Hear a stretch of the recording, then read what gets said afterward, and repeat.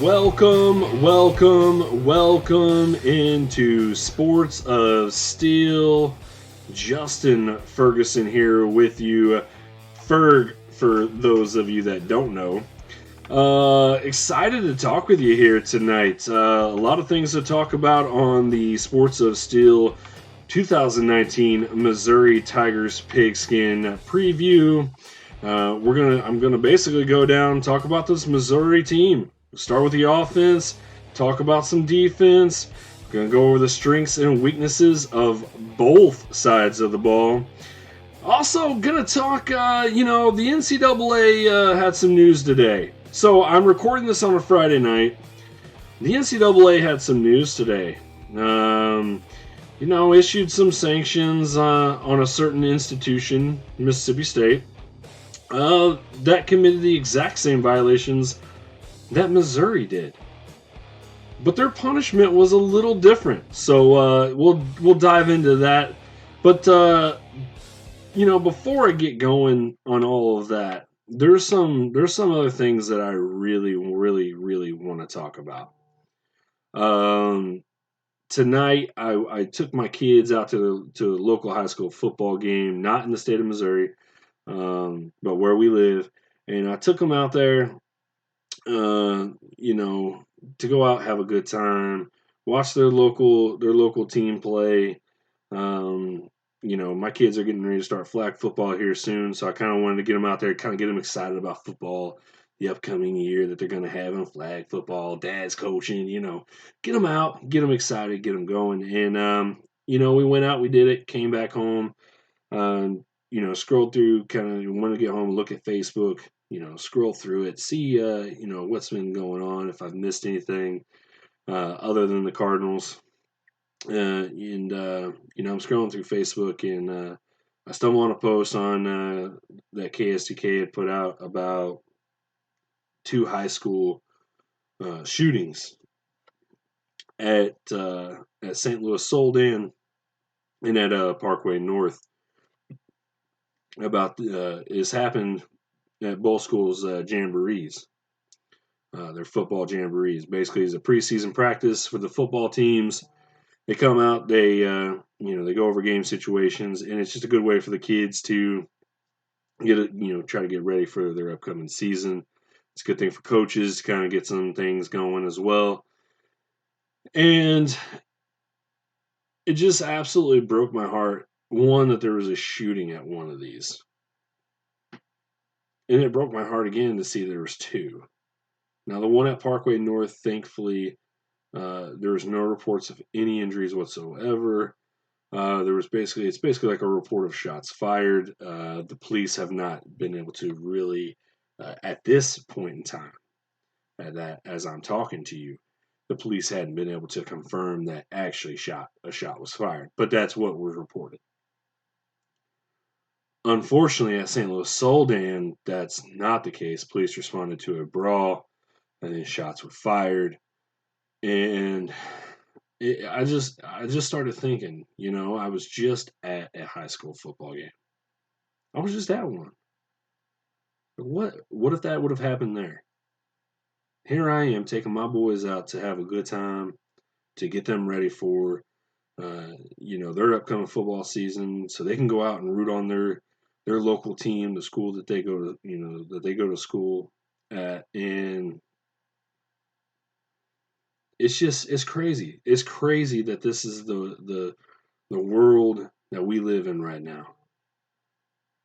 That we have people that get into fights or get into misunderstandings, and their first thoughts are either fighting or shooting people rather than just walking the hell away. I mean, how hard is it to walk away?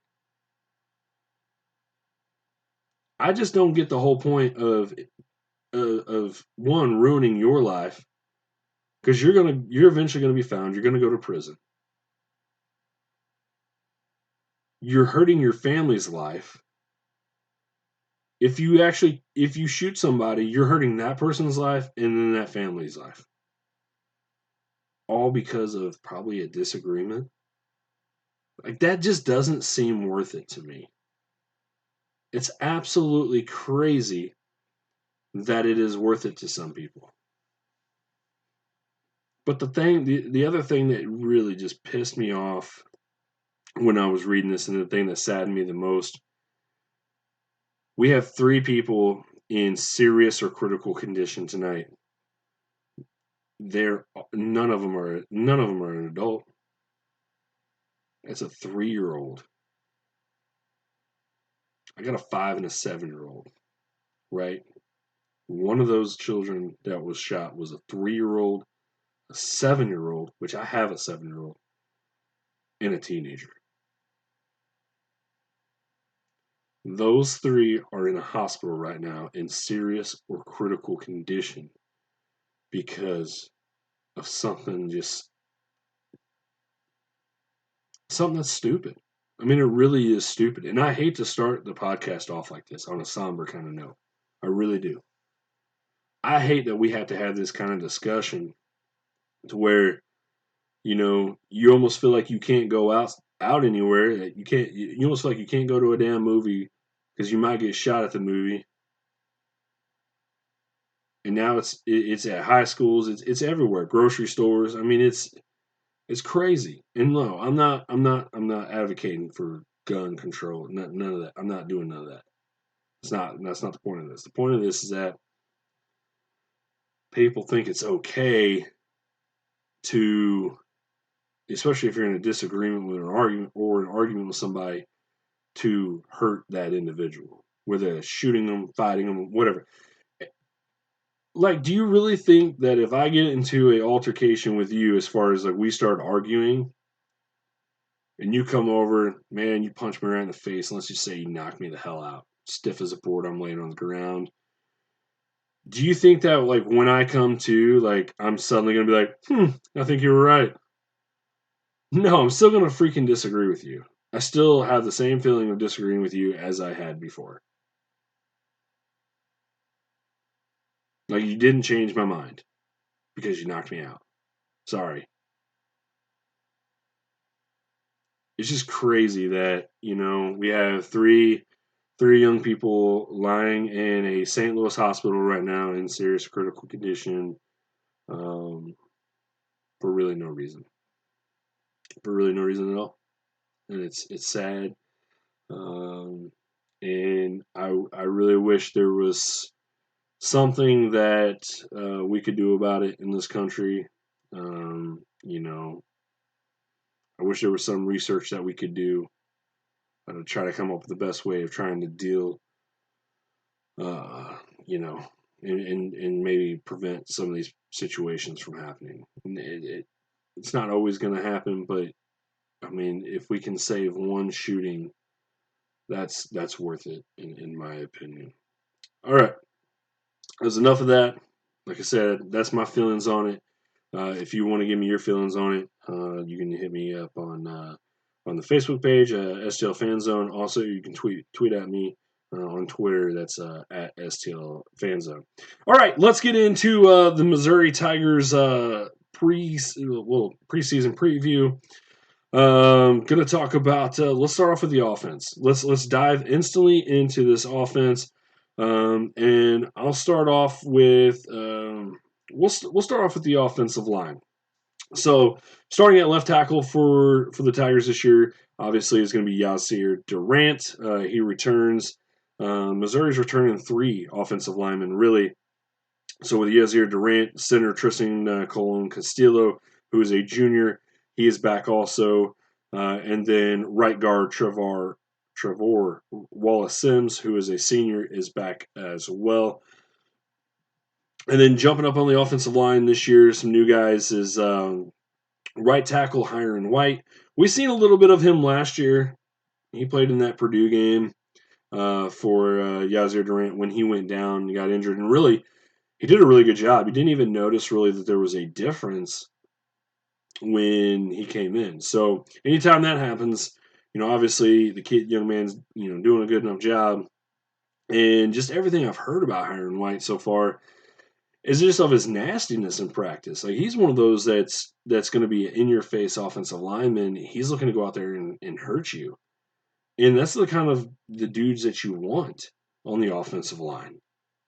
Like I get Kevin Pendleton was a good offensive lineman, at the left guard spot, but he may have not have had that full nastiness out there.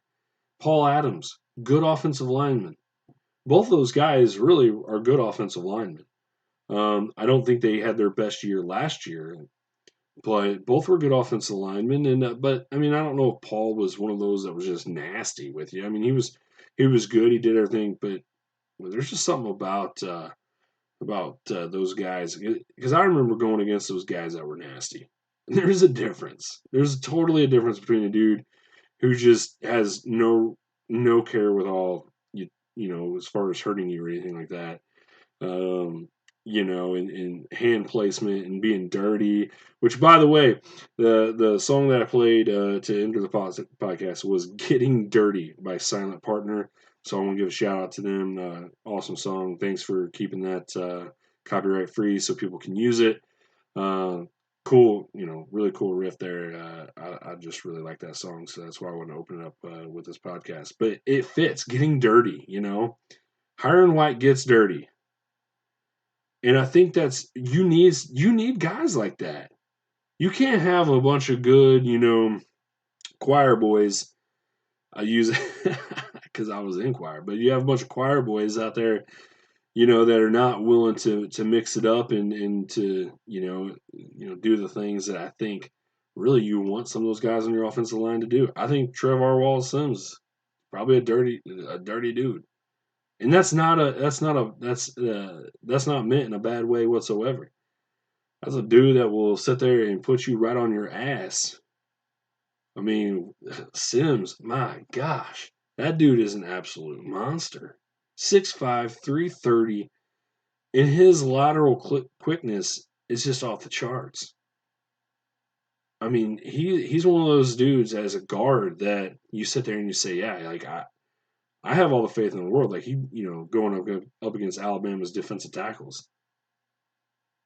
Like he handled his own. Why? Because the dude's a stud. That's why. Joining him also on the offensive line is left guard Larry Borum. And if you think Wallace Sims is big, Larry Borum is massive. All right, he's 6'6". He's an inch taller than Sims. 340 pounds. Dude is a sophomore. Big dude. He's a road grader. They talk about his lateral quickness just like they do Wallace Sims.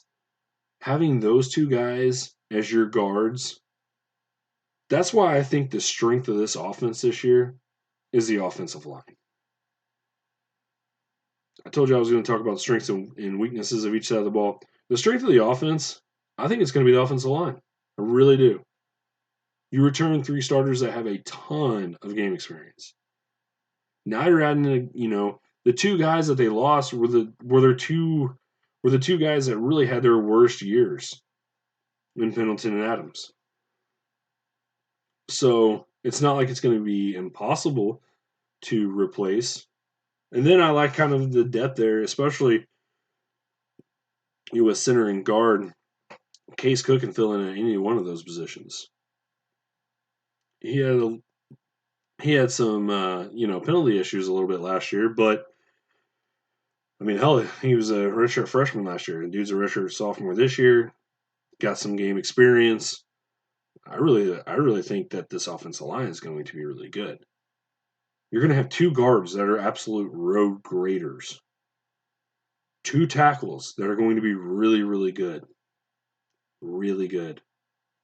And then you've got a center that is, I think this is his 3rd year now starting.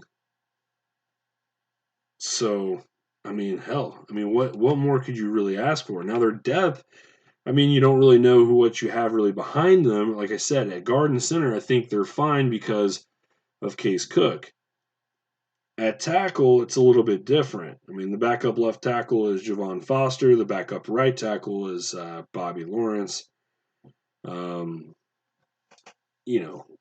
all this is also, the depth chart as of July 15th. things could change next week, and if we get an updated depth chart, we'll put it out there. And because next week is going to be the first week of the Saturday slate, which will come out on Wednesday, by the way, with all of the college football games that are coming out on Thursday and Friday. Got to come out a little early with the Saturday slate next week. So week 1 of the Saturday slate you will get next week on Wednesday. But the offensive line to me, is stacked as far as your starting 5. Now, after that, I don't know. But I think if Missouri's going to do anything this year, it's going to be because of them offensive linemen. All right. Helping out with the offensive line, though, is another, I think, position, if they can stay healthy, can be really good. And that's tight end. I mean, you're returning Albert Okwuegbunam. If he can just get healthy, the dude, oh man, he got hurt, he got the shoulder injury in that Florida game last year. I actually watched that game a few nights ago. So I remember seeing, he pulled across and went shoulder to shoulder with the defensive end. And yeah, I mean, he was out the rest of the year. He's had some injury, I think his sprained knee is what's been kind of holding him out here in fall camp towards the end. But, if Albert O can stay healthy, he's going to help this team out a lot. Because it's hard to match up with Albert O. He's got speed. He's got size. I mean, the dude's 6'5", 255 pounds. Put a safety on him, and it's like putting a little kid on him. It's not going to really do anything. The safety's maybe 6 foot. He's got at least 5 inches on him.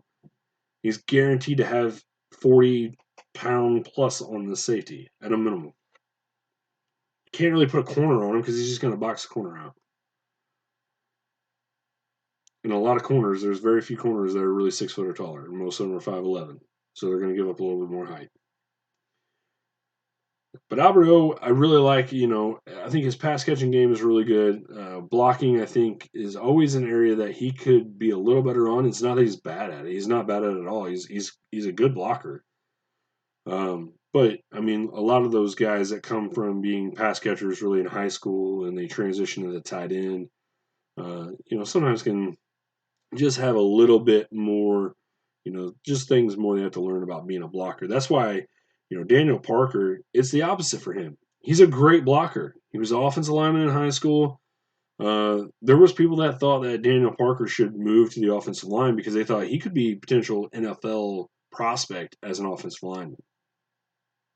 So you have him at tight end. The guy can block. We saw that last year as a true freshman. He was a hell of a blocker. In that Florida game, he had 3 or 4 blocks that sprung big runs. The one touchdown run that Larry Roundtree had, he blocks 2 dudes on that play. He pulls and blocks 2 guys. There's a reason why Larry Roundtree didn't get touched on his way to the end zone. It's because Daniel Parker blocked 2 guys. Now, he's got to develop his route running. He's got to, become a better catcher. Like I said, running better routes. And all that comes with more practice and reps and times you do it. And I think that Daniel Parker will be fine. I really like the 2 deep. It's after that I get a little nervous about tight end because with Albert O's injury history, if he goes down, you saw a lot of 2 tight end sets last year, and then when you lost Albert O, and I can't for the life of me remember the other tight end's name off the top of my head. But you lose Albert O, you lost the backup, and now you're at the third string depth chart of the tight ends. They got away from going to 2 tight, a lot of times, and they like to do that a lot. It's going to be interesting to see, Brandon Scales. It was unfortunate. Apparently, he was having a really good camp. He breaks his foot. He's out 6 to 8 weeks. So I'm not going to write a kid off and say, his year is done because it is a foot. So he can come back and probably still be fine. But, you're missing a lot of time. 6 to 8 weeks is a lot of time. Because plus he may have to have at least 2 weeks to really get back into game shape. So that's why, a lot of people would probably wonder, which, some of these groups, the reason why they're not my strengths is because, for Albert O, you just don't know if he's going to be healthy or not. And then I love Daniel Parker as a run blocker and a pass blocker. I love him, but he may not be quite there, as a receiving tight end. Now they like this other kid, Nico Hay. Um, he comes from CBC, but again, true freshman, don't know really what he's going to give you. You just don't know until he gets in the game. They have Logan Christopherson and Messiah Swinson. Apparently, those two still have some things they got to work on if they're going to break into the lineup and things of that nature.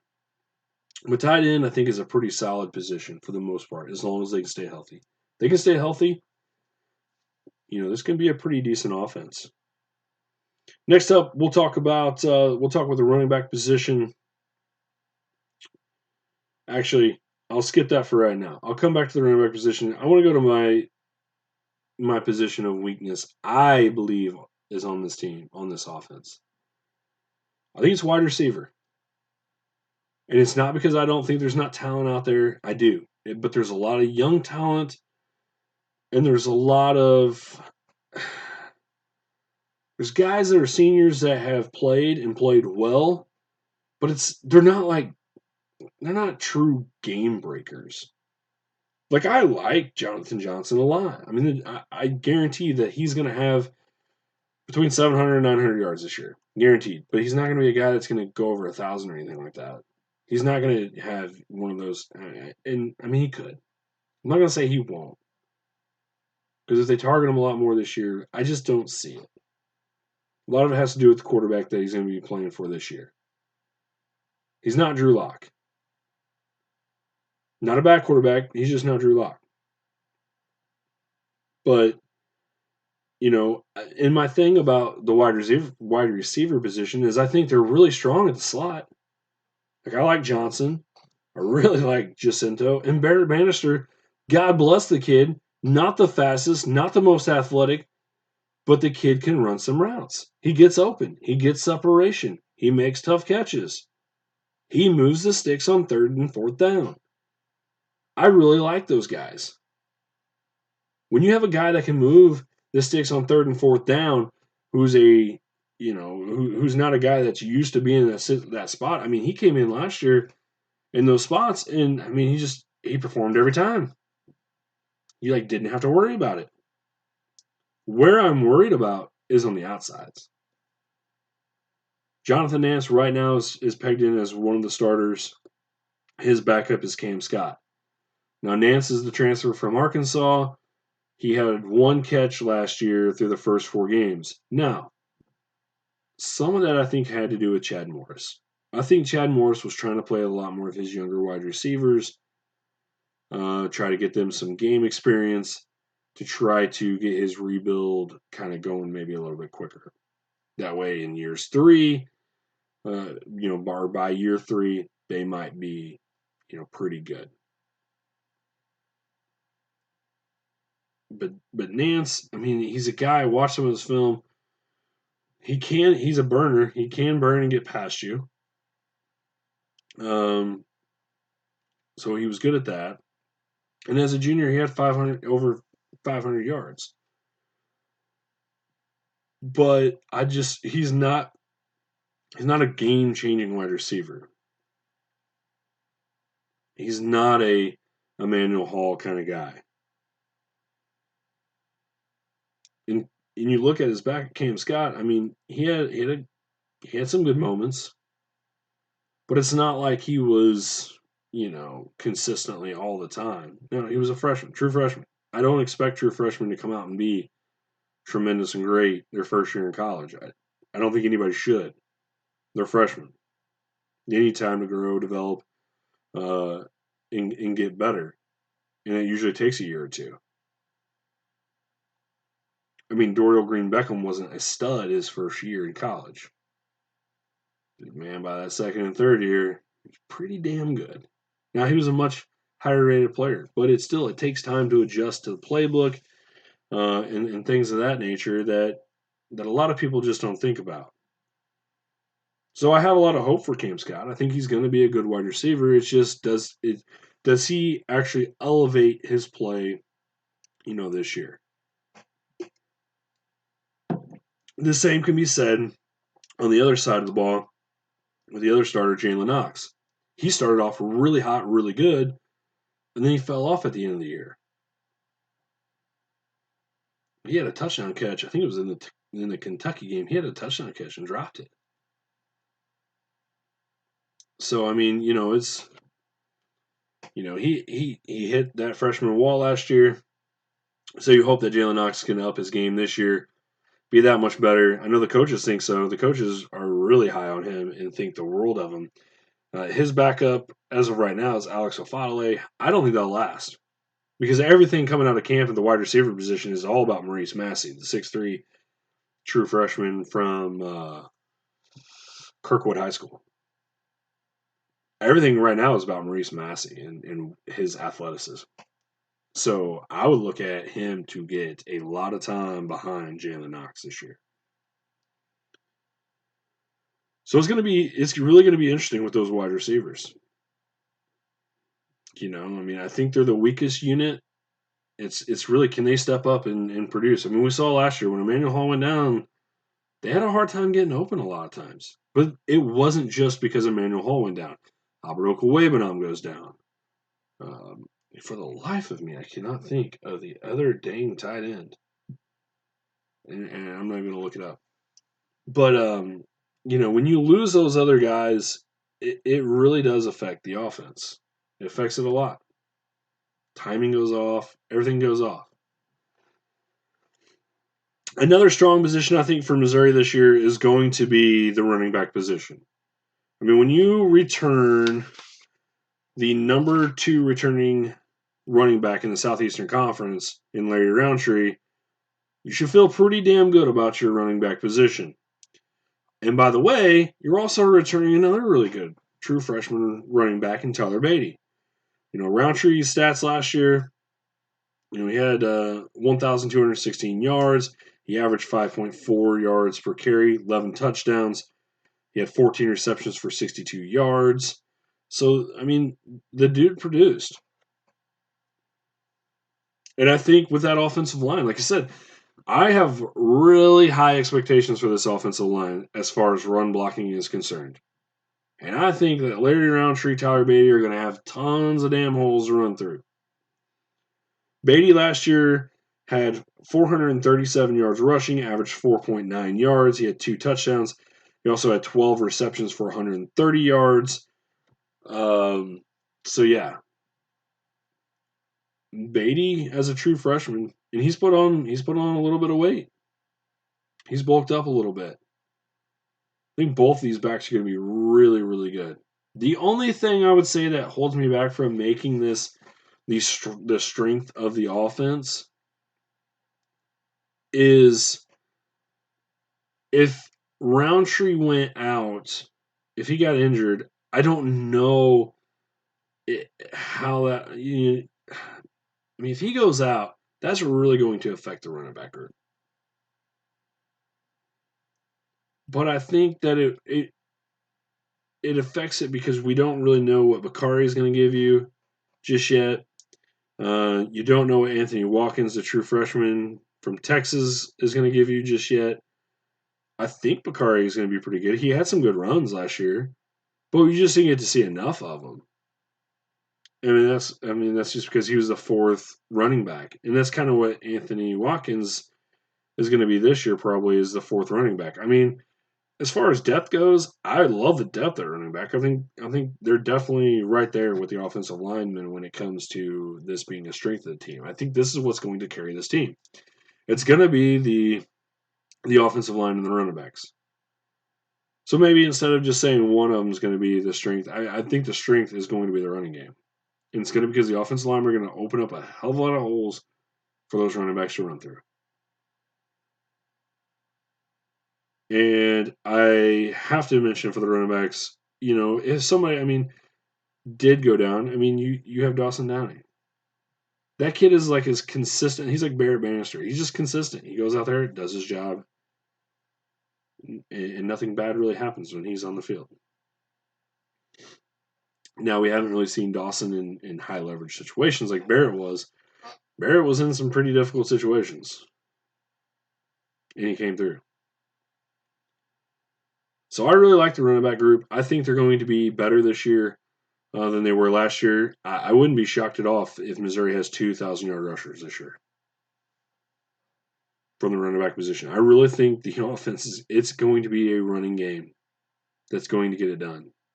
And I think that's going to help out the defense because, look, if they're chewing up clock and things like that, a lot of times in the past, the problem has been those quick 3-and-outs. Defense not getting any rest. Missouri didn't have any talent on the defense. So at the time, you're running these guys back out there in less than a minute. The defense has to go back out there. They're gassed, and you got to just play the guys that you had. And very, very poorly managed on that part. But I really do think the strength's going to be the running game. And when you've got a quarterback like Kelly Bryant, who, look, Kelly Bryant was 16-2 as a starter at Clemson. I know Clemson has better players at a lot of positions. I don't really think that every position, though. I don't think Clemson's offensive line is a whole nother level better than Missouri's. I don't really believe that. I would say their receivers would be better, but that's probably about it. I mean, their lineman's going to be their line overall might be a little better, but it's not going to be that. It's not going to be drastic. It's not going to be that drastic as like the wide receivers are. But again, Kelly Bryant as a starter at Clemson was 16-2. He's been in the football playoff before, so he's dealt with those expectations. He's dealt with that kind of pressure. He's a different quarterback than Drew Lock is. If people think that Kelly Bryant's going to come out here and throw the ball for 300 plus yards a game, 2 touchdowns passing, and 1 or fewer interceptions and all that stuff like that, that's not going to happen. He's not going to throw a lot of interceptions. I'm not saying that. But Kelly Bryant's junior year, so 2017, when they went to the college football playoff, he threw for 2,800 yards. He averaged 200 yards a game. He also ran for 665 yards. He had 11 touchdowns rushing. But he had just about as many touchdowns rushing as he had passing. That's what he's going to bring a more complete play necessarily to the quarterback position because of his running ability is so much better than Drew's. But Drew's passing is way better. I mean, you look at what Drew did last year. Drew threw for 3,500 yards. He threw for 28 touchdowns. He had 8 picks, same amount of picks. So, I mean, you look at it like this. Kelly Bryant had 8 picks through 14 games. Drew had 8 picks through 13 last year. So they both know how to take care of the ball. Completion percentage, 62.9 for Drew last year.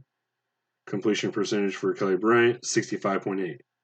Kelly does complete better because Kelly's a much better short to intermediate route passer than Drew was. Drew threw more deep balls. And when Drew lost Emmanuel Hall, he was trying to throw deep balls to Jalen Knox, and they just weren't on the same page because, like Emmanuel Hall and him are. Emmanuel Hall and him were just I don't even know, man. It was beautiful to watch. I mean, Hall just streaks down the sideline, Locke throws it up, and it was like it was completed almost every damn time it happened. Now, when he lost that and was doing it with Knox, I just don't know if they didn't rep it or what the hell, because the timing was way, way off. Way off. Kelly can throw the deep ball. I've seen plenty. You just go to YouTube, type in Kelly Bryant highlights. You'll see plenty of throws, plenty of deep balls. Is it as pretty as Drew's? No. But hell, it gets there. The thing about it, I mean, he throws it, right on time, and it's not as pretty as Drew's. I think Drew, what sets Drew apart really is he makes the more difficult throws better than Kelly does. And by difficult throws, I'm talking about like that 20-yard out, the deep post, the deep ball. He throws those better. He's got the arm for it. Kelly can do it. It's not that he can't, but he just doesn't do it quite as good as Drew does. Or Drew did, I should say. But when I look at things that Kelly Bryant does do better, he runs the ball better. Oh my gosh.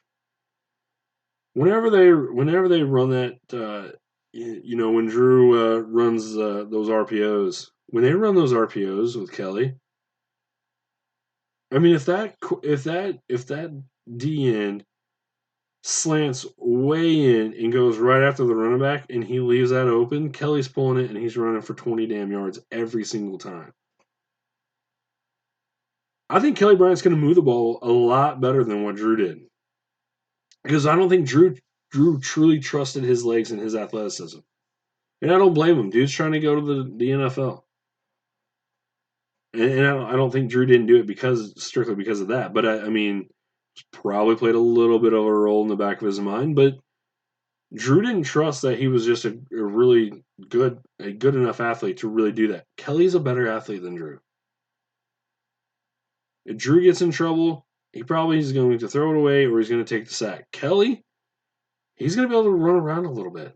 He's going to be able to make that kind of play. He's going to be able to find the open guy.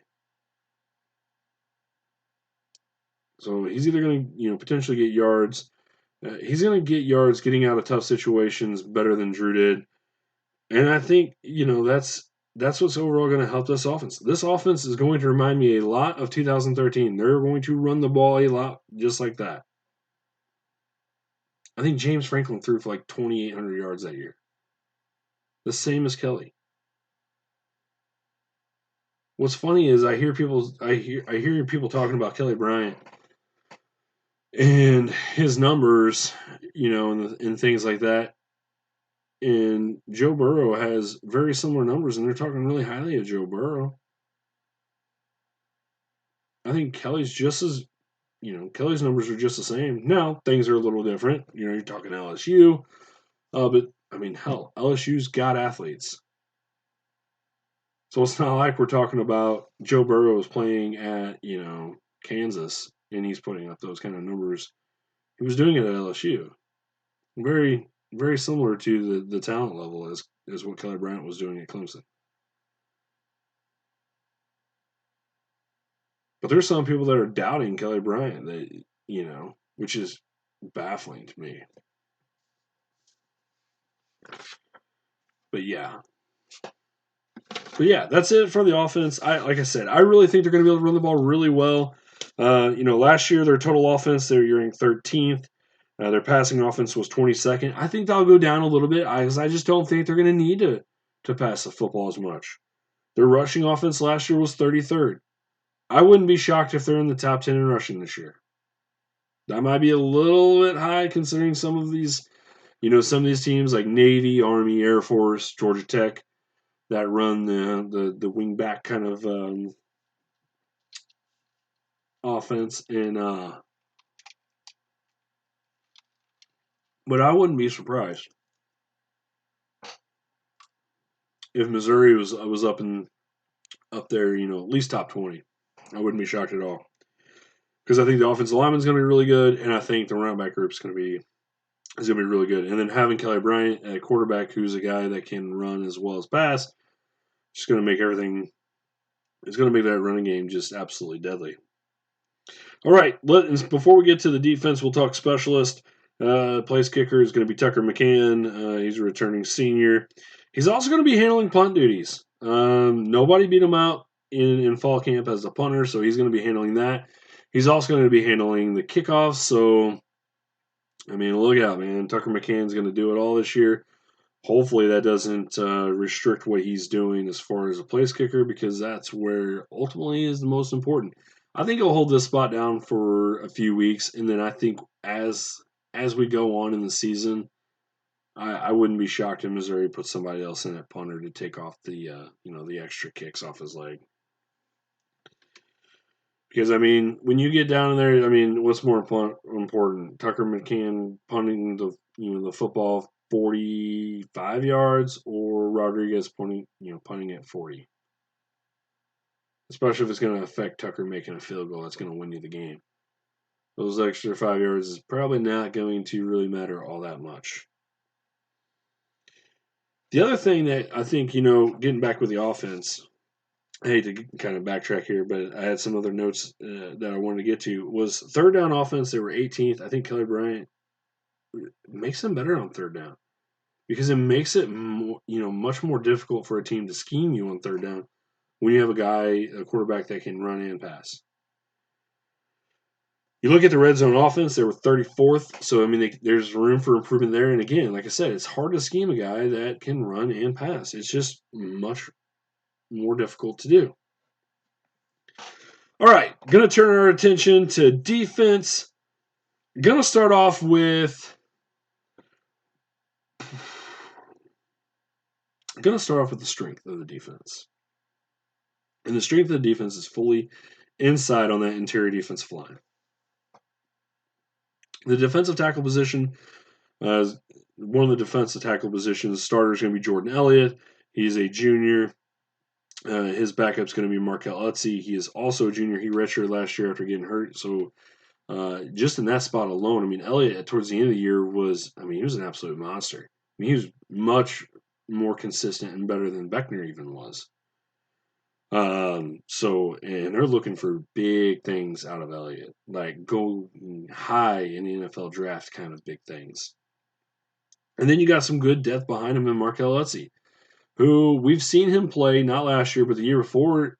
The times he played, he played well. He made the plays, when he was around the ball and all that stuff. And it wasn't like you noticed anything bad about Utze when he was out there. Really, he's a solid backup. He's made a lot of strides in camp so far this year. So, I mean, their depth on the defensive tackle position, I think, is really, really strong. Then you look at the other defensive tackle spot, and the starters, you should say, is Kobe Whiteside or Akil Byers. Kobe Whiteside, another guy. He's just a solid dude, a solid defensive tackle. He's 310 pounds, 6'1". There was nothing ever negative that you noticed about his game last year. And then Akil Byers, he spent a lot of time kind of on the outside. They've moved him into inside now. He's another one of those dudes, and he's up to 300 pounds now. So he's 6'4", 300 pounds, not 280. So it's going to be interesting to see him in that defensive tackle spot. Byers, the whole reason why he was outside of defensive end last year was because of his quickness, and he was only 280 pounds. He was able to go out there and kind of be that run stopper as a defensive end. Getting into a position, it's not really a strength or a weakness. It's just a solid, I think it's going to be a solid position, and that's the linebackers. Obviously, Kel Garrett's the leader. He comes back. He was the leading tackler last year on the defense. So he's back. Jamal Brooks is his backup. And then the other linebacker spot next to him, I mean, it's going to be it's a battle between Nick Bolton and Aubrey Miller Jr. I think both guys are going to play quite a bit. I don't, if one's deemed the starter on the depth chart, I think the other one still is going to come in and play, a decent amount of minutes. So really like the linebacking spot. The other kind of linebacker safety spot, Ronell Perkins, Khalil Oliver, I thought those guys played well in those positions. I mean, you saw at the end of the year, the Tennessee game, I think, they had a few sacks. They've had multiple pass breakups. Having those guys that were safeties coming up to be able to do defend the tight ends and things of that nature, I think it's smart. I think it's a good way to go for this defense.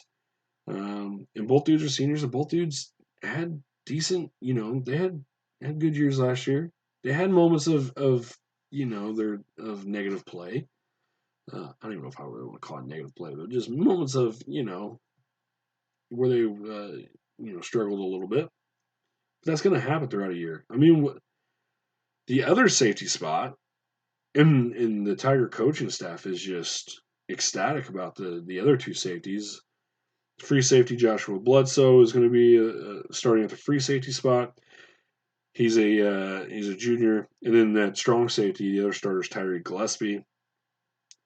I mean, there's just nothing but great things coming out of camp about those two guys and how well they've been playing together,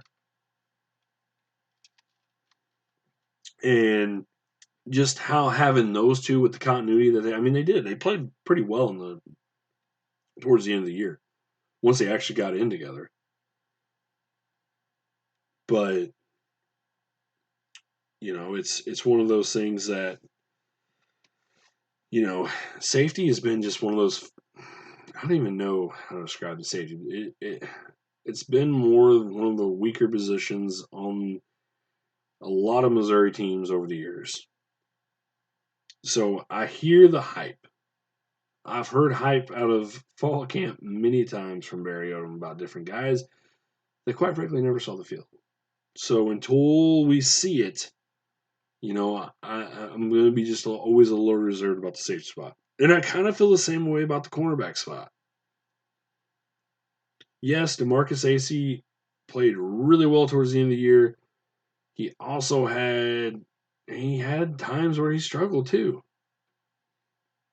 Adam Sparks is coming back off an injury, so he's still not 100%. Rashad Floyd switched from wide receiver to cornerback. Obviously, if they're switching somebody over from wide receiver to cornerback, I mean, that should tell you all that you really need to know. That they were worried about depth. Christian Holmes, I will say, I think it was a stat on Pro Football Focus about Christian Holmes being like one of the better pass defenders in the SEC last year. So, yeah, guys did not catch as many passes against Christian Holmes. So I'm excited to see what that group can do. But that group, I mean, they're excited about Jarvis Ware also at cornerback. He's going to be the backup to Christian Holmes. I'm excited to see what that group can do, if they really can take a step forward. But dude, it doesn't matter if those guys all take a step forward if the defensive ends don't get any pressure whatsoever on the quarterback. If the defensive ends give quarterbacks all day to throw, those quarterbacks, I mean, they can only cover guys for so long before somebody is going to get open. Now, this was, like I said, printed as of July 15th. This is what they had going into their fall camp. Their weekly depth chart could change. We'll have that out next week. Right now, as a starter, they have Trajan Jeffcoat. They have Franklin Agabasmir as the backup. Look, I'm not buying that at all. I think the backup's Trey Williams. He came back. They were not ever going to put Trey Williams, I think, as a starter, just with everything that was going on. I think Trey Williams, though, will play a hell of a lot. Even if they put somebody else as a starter, he's going to eventually come in and play a lot. I think that, later in camp, because of Jeffcoat's injury, they had Jatorian Hansford starting alongside with Chris Turner. So those are kind of your other defensive ends. Chris Turner is the starter on one side. Hansford was his backup, but they had him starting instead of in Jeffcoat's place. So I don't know. It's interesting. It's really interesting to see what defensive ends can do. I bring that up because we give those defensive ends a really hard time, right? We give them a hell of a hard time because they did not get a whole lot of pressure on the quarterback last year. A lot of that has to do with just where they are in the program, how many years they got in, really.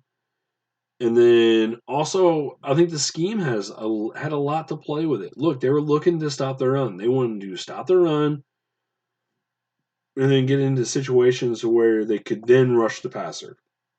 Whereas before, with Shane Ray and Charles Harris and all them, under Gary Pinkel's system and all that stuff, I mean, they let the defensive ends just go. Like, I watched a game where Shane Ray was like 10 yards up the damn field trying to get to the quarterback. You never saw that last year. The defensive ends stayed home. They were pretty assignment sound last year when it came to not getting too far up the field. But the reason why I think we've been so hard on the defensive ends and why I really don't think that's fair is when you look at a lot of Missouri, the good defensive ends that Missouri's had, the guys, they didn't produce until like year 3 in college. Trey Williams last year was a redshirt sophomore. It was his 3rd year in college, 2nd season playing.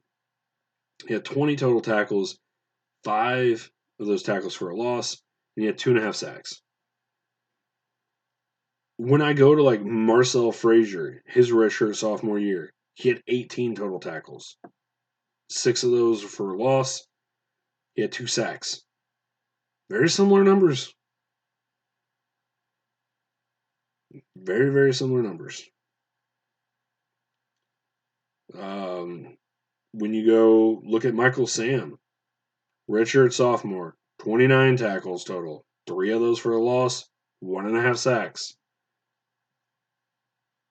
You can say the same thing with Chris Turner. Chris Turner, he was a sophomore, true sophomore last year. His 2nd year in a college program system, he had 24 tackles total. 3.5 of those were for a loss. He had 2 sacks. So Coney Ely, you look at his redshirt freshman year, because that's his 2nd year in college. He had 16 total tackles, 3 of them for loss, 1 sack. I go on and on with these guys. The thing is, when you want to see when these guys really made a jump and started to really produce, was in like their 3rd or 4th year in college. Their redshirt junior year or their redshirt senior year, which would really be their 5th year in college. That redshirt sophomore year and up is when a lot of guys really took off. Like you look at Charles Harris, he took off in his redshirt sophomore year. You would have hoped that for Trey Williams. It didn't happen. But a lot of it has to do with what system that these guys played in too. Hard to compare when you got one that just, let your defensive ends just shoot up the damn field and attack the quarterback at will, compared to others that are doing a better job of staying home.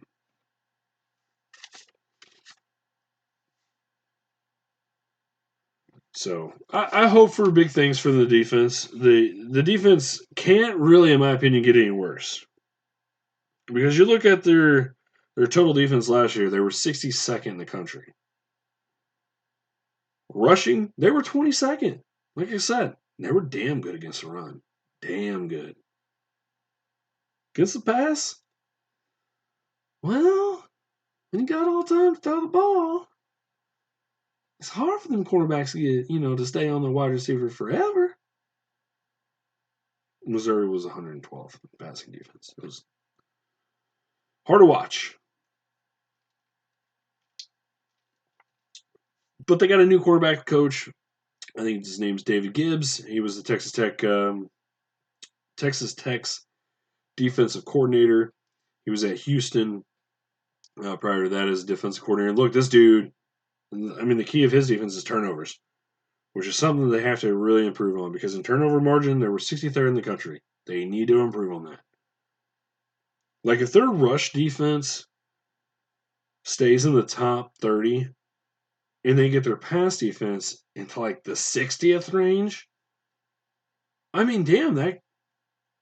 going to be a hell of an improvement.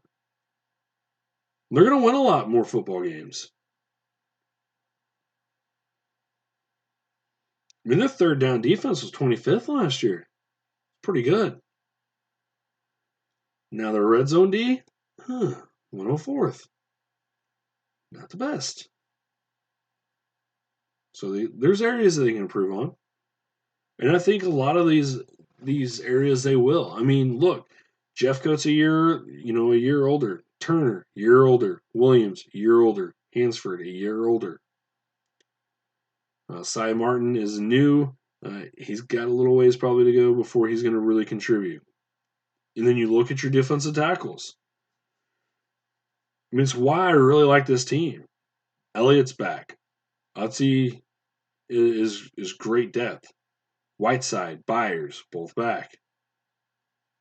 I've already said Turner and Hansford. You look at the linebacker. Nick Bolton filled in great when Terez Hall got ejected in the Alabama game. Cale Garrett, your leading tackler, is back. Cornerback. Your corners are all back. You look at your safety position. They're all back. So this defense, I think, has a real opportunity to get better. And then the offense running the ball better, that's going to chew up more clock. There's opportunities. Now it's going to be up to them to, take advantage of those opportunities. But I do really think that they will be better. And I think you're looking at a team that's going to be 9-3 or 10-2. I just really do. Trying to pull up their schedule here now so we can kind of go over their schedule here.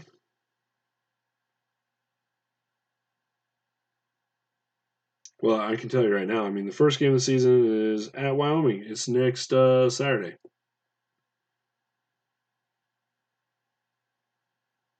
7:30 kickoff. But I want to pull up everything for you. All right. So yeah, I mean, you look at their schedule. I mean, it's pretty damn easy. You couldn't ask for really a better schedule in the SEC. So they're at Wyoming. It's 7:30 Eastern, so 6:30 Central. You can find the game on CBSN. We'll talk more about that next week. But then they come home for West Virginia. That's going to be a tough game, and I think that is the most important game. That game needs to be sold out. If you can make it to Columbia, your ass needs to get there and help this team out against the Mountaineers. So they're at home against West Virginia. Then they're at home the next week against Southeast Missouri. And then they're at home against South Carolina. South Carolina, the week before they come to Missouri, they play Alabama. So Missouri's going to get a South Carolina team that's, going to have a really tough game the week before. While they're playing Southeast Missouri and they're probably going to be getting ready for South Carolina that week. After South Carolina, they're off. Then they're back home against Troy, home against Ole Miss. They're going to probably be just absolutely garbage. I mean, they lose a lot. They lose a quarterback. They lose both wide receivers. It is a transition year for the Ole Miss Rebels. Then October 19th, they go on the road at Vanderbilt, and then they're on the road again the next week at Kentucky. I think that's two very winnable road games. I mean, they've played Kentucky damn tough, every time they've played them. And, these past 2 years. And then you look at, Vanderbilt, they pretty much have owned Vanderbilt. And then after the Kentucky game, Missouri is off. That is Saturday, November 2nd. And then Saturday, November 9th, that's when they go to number 3, Georgia. And look, Georgia the week before is playing Florida in Jacksonville. So Georgia's going to come off of, probably a pretty, they should win that game in Jacksonville. They're going to be coming off a pretty nice win. We just beat Florida. Feeling good about ourselves. And by that time of the year, I mean, Missouri could be 8-0. I don't think they will be because so far under Barry Odom, they've had that one slip up. And I don't know who it's going to come against. It could be. I'll come through games I'm confident they're going to win. Is Wyoming, Southeast Missouri, Troy, Ole Miss, and Vanderbilt. Kind of toss-up games before they get there. Kentucky, South Carolina, West Virginia. Just because they haven't beaten Kentucky or South Carolina really yet. They've beat them like once since they've joined the conference. So until they actually do beat them, I mean, I'm just a little hesitant to pick them. I do think they'll go 2. I think they'll win 2 of those 3 games. I think one of those games is where they slip up. The Georgia game, I think, is another one that they more than likely they would lose to. And then potentially the game after Georgia is when Florida comes to Missouri. But it's November. I don't know what it is about the Gators coming up north in November, but they do not like the cold. There's something about it. The Gators come to Columbia, and man, do they lay down. And they just can't wait to get back to Gainesville. Then you get America's favorite fan base at home, the Tennessee Volunteers. And I say that with a just ass ton of sarcasm. And then Missouri finishes the year Friday, November 29th at Arkansas. I see this team being 9-3. 10-2, not out of the question. 11-1, some shit really went right for them. It's not 100% out of the question, like I said. It could very easily happen, but man, a lot of things really went right for them.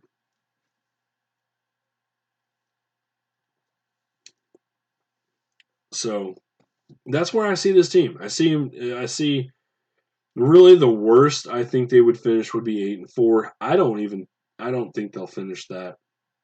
I think they're more of a 9-3 team. And really, I'm more leaning at 10-2. I think they'll be 10-2. I really do. I think the two games they'll lose is they'll have one of those slip-up losses and then the loss with Georgia. In the Georgia or Florida. I think they'll beat one of those, but they'll lose to the other. So if they were to come down to Georgia and beat Georgia, I think they'll have that kind of letdown game at home that next week.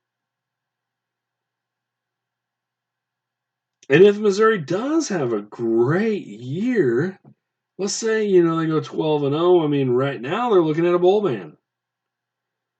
Which is absolutely crazy when you look at what the NCAA did on Friday. The NCAA handed down sanctions to Mississippi State for, would you guess it? A tutor doing work for some students. Oh, man. You ever seen that one Facebook video where the guy's at the car, nerdy looking guy, got the glasses on. He's like, would you look at that? Would you look at that? Every 2 seconds. I mean, that's what came to my mind. I was just like, man, would you look at that? Look at the dumb shit the NCAA did this time.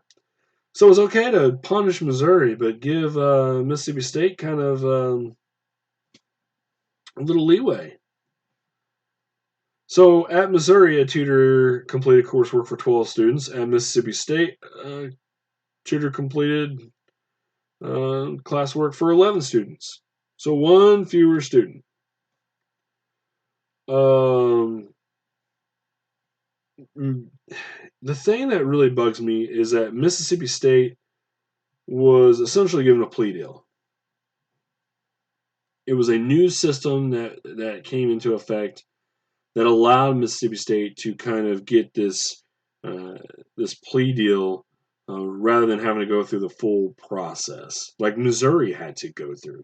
And the problem is it wasn't around when Missouri was going through this process. Unfortunately, right? Just shit timing for the Tigers. But it's perfect for Mississippi State. And then when you look at what the sanctions really were, I mean, it's incredible crazy. So here's the biggest difference, right? Missouri got a 1-year postseason ban for football, baseball, and softball. Mississippi State, football and basketball, they didn't get any of that stuff. They both just got 3 years probation. So the things that are similar that both schools got, they both got 3 years probation. A fine. Mississippi State got a fine of $5,000 plus 1% of each football and men's basketball budgets. Sound familiar? Missouri got that too. What's different though, besides the bowl ban, was Missouri got a 5% reduction in the number of scholarships for each program, so that's 4 for football. Mississippi State only loses 2 scholarships for the next 2 academic years and only 1 for basketball. Basically, the same crime has happened at both schools. Now, what some of the differences was, and this was pointed out by Mitchell Forty of thepowermizzou.com. He does a great job there. He is the son of the legendary Yahoo writer Pat Forty. If you don't have a subscription to powermizzou.com, I recommend you get one. Gabe and his staff do an excellent job covering Missouri. When you look at in Mitchell's article, which I put on the Facebook page, just really interesting that they looked at Mississippi State and said that they were a level. It was a level 1 mitigated, and that Missouri was a level 1 standard, and that the reason why Mississippi State was mitigated instead of standard, which mitigated is better, was because that they found this problem and self-reported it. Missouri didn't find their problem. The tutor came out with it. But the problem that I have with all of that is that Mississippi State it wasn't like they had some system that caught this. That's not what happened at all. No, a academic advisor overheard two dumb football players talking about it. I really don't mean that they're dumb, but if you're doing that kind of shit, like, you don't talk about that in public. That's just not what you do. The other interesting thing about all of this is that this involves current football players. Like, Missouri got hit over the head, and it's fine. I don't mind that they hit the athletic department hard. What irritates me is when you put a bowl ban that affects kids that had nothing to do with this. There's kids on this team that are not going to get to go to a bowl game because of something somebody else did over 3 years ago. That's what drives me crazy.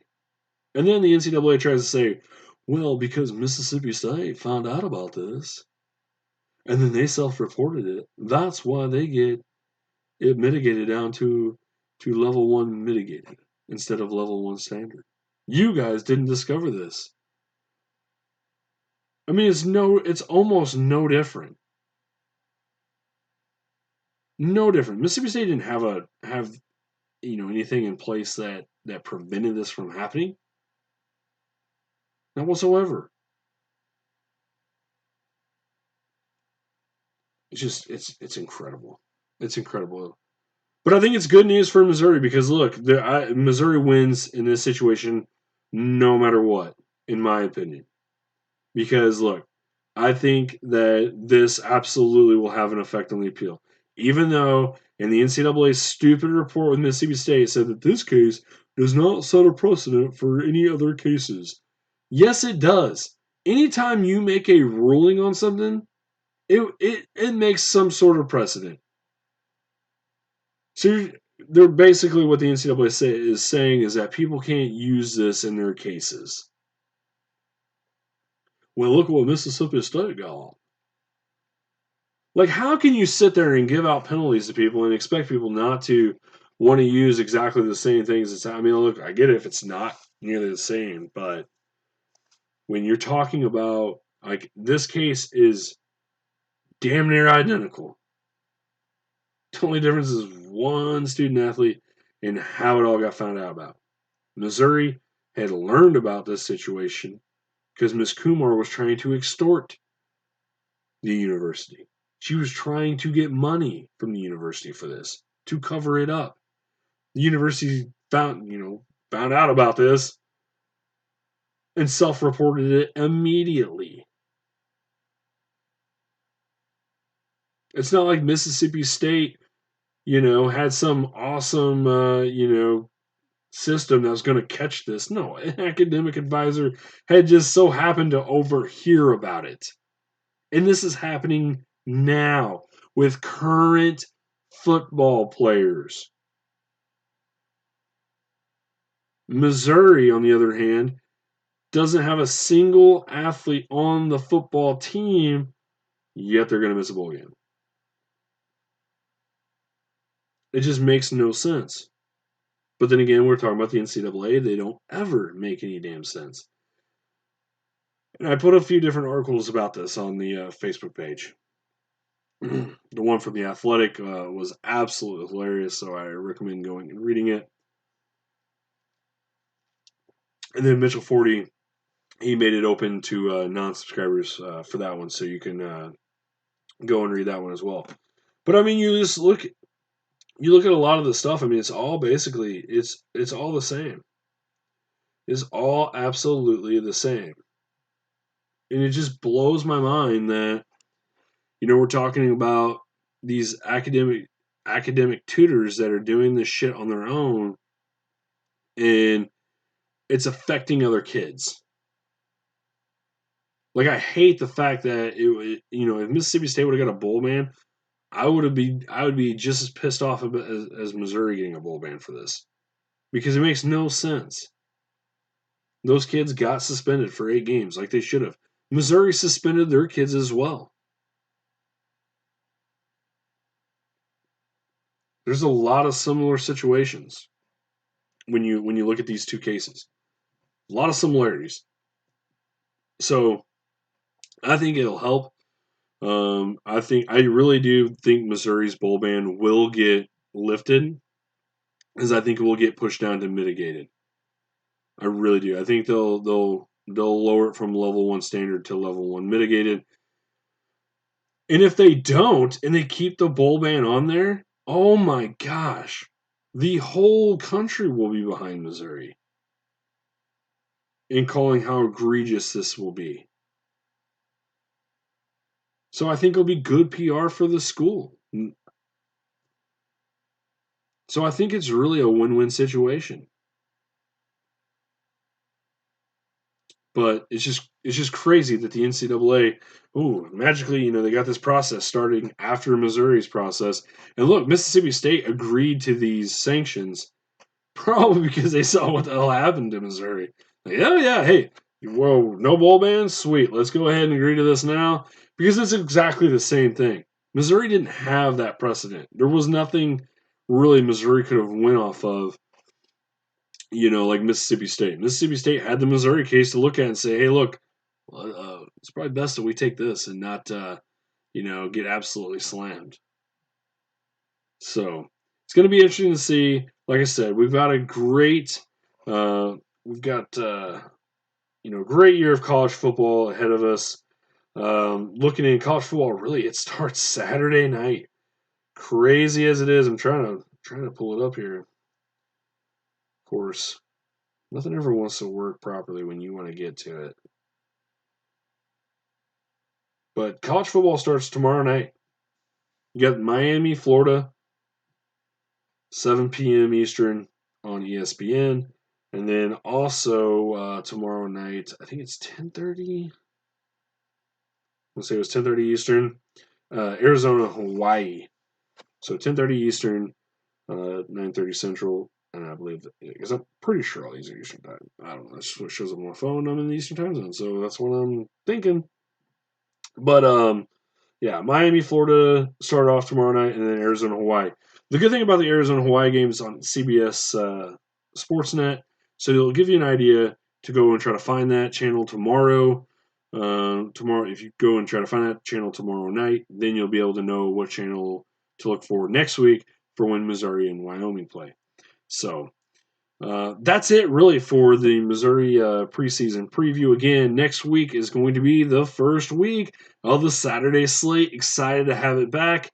Looking to see if I can continue that my upset picks of the week. I had a pretty good roll there. I think it was like 7 or 8 weeks in a row where I had the right pick. I had multiples. So try to get you involved in that. So when we do the Saturday slate, I want your tweets. Who are you picking for these upset picks? So I'll put them out there. You guys can tweet them at me as well. Who you're picking for upsets this week? Also, you can follow me on Twitter. Like I said, it's at STL Fan Zone. YouTube, it's STL Fan Zone, and then you can find me on Facebook, STL Fan Zone. It is easy to find. It's not hard. And actually, I'm sorry. YouTube is Sports of Steel. So that's the name of the podcast. So YouTube, find me Sports of Steel. Although I think if you put in STL Fans, you'll still get there because that's probably like the second name. Also, when you go on YouTube, if you could please, hit the subscribe button. Leave me some comments. Let me know what you think of the podcast. Let me know what you think I can improve on. I'm always open, for improvements and all that stuff.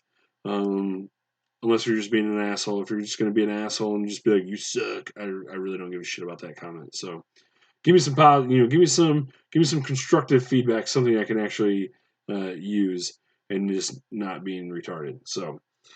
All right, that's it for Sports of Steel. Like I said, I'll have the Saturday slate out next Wednesday. You guys have a great weekend, and I'll talk to you soon.